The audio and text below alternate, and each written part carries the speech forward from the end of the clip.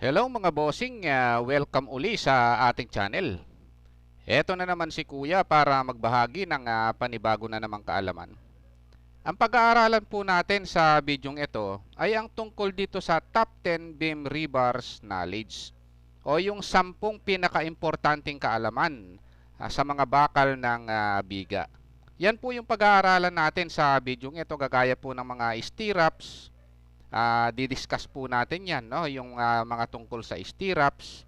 I-discuss din po natin yung mga tungkol sa longitudinal bar o yung mga main bar natin ng biga. Minimum spacing, maximum spacing ng stirrups, ng longitudinal bar at iba pa. Marami po tayong i-discuss dito sa bakal po ng biga. Kaya sana po panoorin nyo magmula sa umpisa hanggang sa dulo. Marami po tayong matututunan sa video nating ito.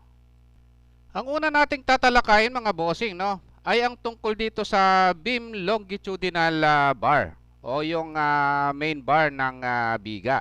Ito pong dalawang bakal na ito na nasa taas at saka po yung dalawa na nasa baba.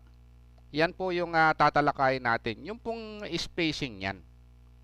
Meron po tayong spacing minimum at saka maximum spacing ng kabilya natin ng biga. Aalamin po natin yan kung ano po yung minimum at saka maximum. Mag-umpisa po tayo sa maximum clear spacing ng biga. Ang maximum clear spacing po ng bakal ng biga o yung longitudinal bar is equal to 150 mm or 6 times diameter po ng bakal, no? Bali ang rebars diameter, kung halimbawa 20 mm diameter, bali 6 times 20, bali 120 mm po.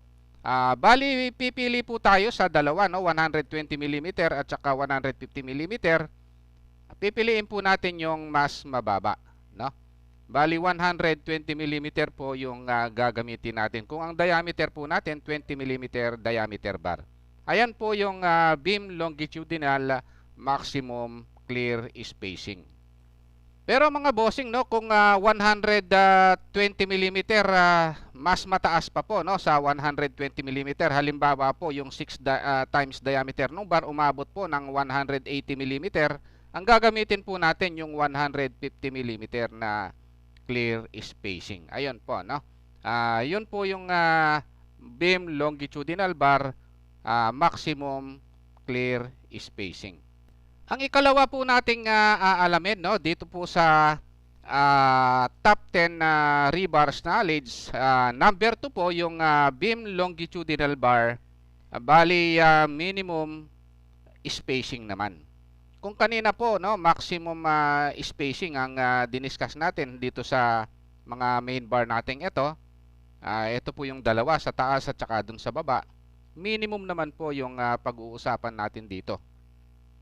Bali ang minimum po, meron po tayong i-considera dyan.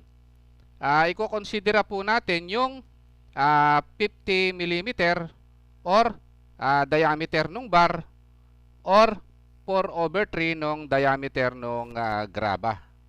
Kung alin po yung mas malayo, no, ang distansya, yun po yung pipiliin natin, no. 32 mm po yung diameter ng bakal natin, no.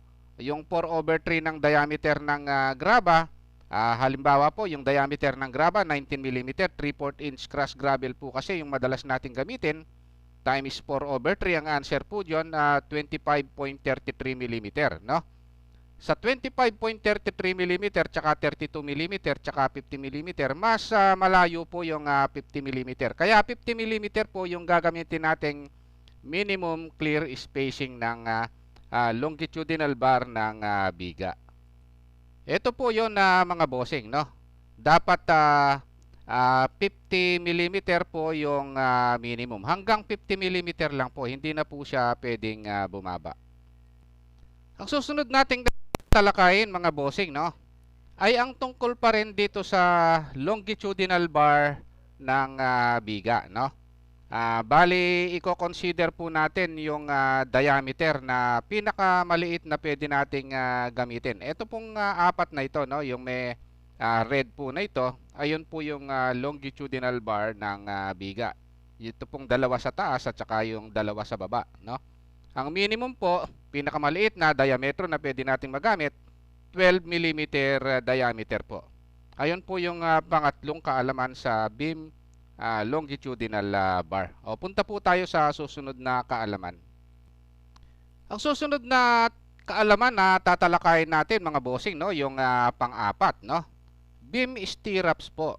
Bali, ito po yung mga yon, no?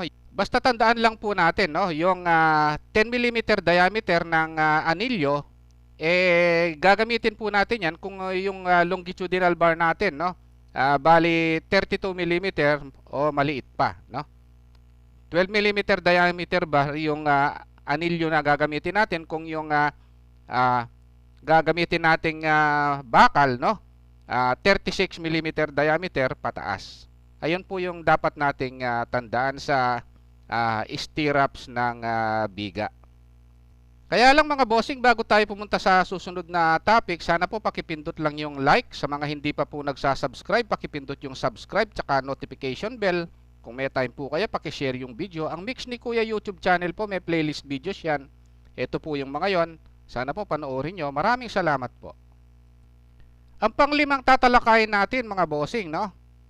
Dito sa panglima, beam stirrups minimum spacing. Ayan po yung panglima, no? Yung pong pinaka maigsi, no? O yung pinakamalapit na spacing ng anilyo natin, no? Bali, ito po yung spacing. Center to center po, no? Pero dito sa minimum, clear spacing po. Bali, meron po tayong i-consider na dalawa. Dito po sa minimum clear spacing, no, ng anilyo natin. 25 mm po or 4/3 ng diameter ng graba. Kung gagamit po tayo ng graba na 19 mm or 3/4 inch crushed gravel times 4/3, ang answer po dyan, 25.33 mm. Clear spacing po yan. Kaya ang gagamitin po nating minimum, no, clear spacing, pwede po pala, no, yung 25.33 mm. Ayun po, no. Bali, pero karaniwan naman pong ginagamit ng mga steelman natin, mga foreman, no, 50 mm po.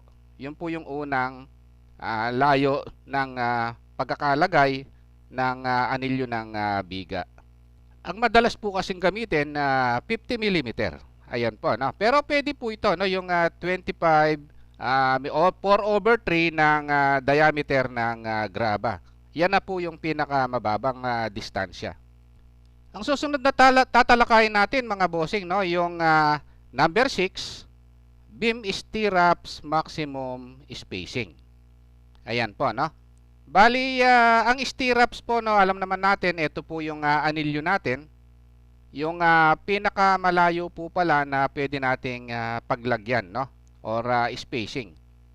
Center to center po yan, no, yung pinakamalayo na yan. Bali, ang i-consider po natin, no, yung maximum stirrup spacing is effective depth divided by 2. Meron po akong isang video, no, diniscuss ko yung effective depth divided by 2. Detalyado po, sana panoorin nyo. Kung halimbawa po, yung effective depth na na-compute natin, 300 mm, bali, maximum stirrups spacing po, 300 mm divided by 2 is equal to 150 mm. Ayan po yung pinakamalayo na pwede nating ilagay sa spacing ng anilyo natin. Sa may bandang gitna po yan ng biga. Yung pong mga pinakamalalayong spacing ng anilyo natin. Ang pangpitong kaalaman mga bossing, no, na tatalakayin natin ay ang beam minimum LD. Pag sinabing LD mga bossing, ito yung development length. Ito pong naka-bend na ito, no, yung haba niyan minimum. Bali, LD is development length, ito po yun. Bali, i-consider po natin yung diameter ng bar, no? Bali, minimum development length ng biga is equal to 16 dB po or 300 mm. Kung alin po yung mas mahaba sa dalawa, yun po yung gagamitin natin, no? Halimbawa po, meron tayong 16 mm diameter bar ng kabilya, no?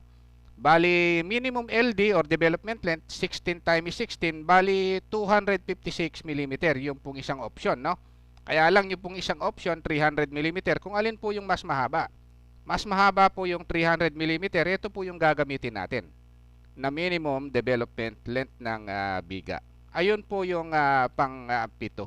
Punta po tayo sa pang-8. Dito sa pang-8 kaalaman mga bossing, no? Ang i-consider po natin yung number 8, beam minimum lap length o yung minimum lapping length po, no? Ang minimum po niyan, i-consider po natin yung diameter ng bakal, 40 dB or 40 times diameter ng bar. Ayan po yung minimum lapping length, no? Ito po 'yon, no? Kung halimbawa, meron po tayong 20 mm diameter bar, 40 times bar diameter. Bali 40 times 20 is equal to 800 mm. Ayun po yung pinakamaiksi na haba ng lapping length na pwede nating gamitin, no? Dito po sa kabilya ng biga. Dito po sa pang-9 na kaalaman, ang pag-uusapan po natin dito sa pang-9 na kaalaman ay ang stirrups maximum spacing sa may lapping length.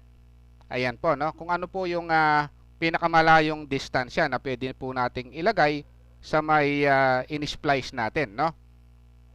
Iko-consider po natin dyan yung eto na po, no? Bali, stirrups maximum spacing at lapping length, stirrup spacing is equal to 100 mm center to center po, no? Ayan po yung maximum spacing sa in-splicean nating haba ng kabilya ng biga. 100 mm po yung maximum. Pwede pong bumaba dyan. Pwede pong bumaba dyan pero hindi na po siya pwedeng tumaas dyan. Ayan po yung spacing ng anilyo natin, no? Sa may splicing ng kabilya ng biga. Ayan po, 100 mm center to center. Dito sa pang-10 kaalaman, no, mga bossing, no?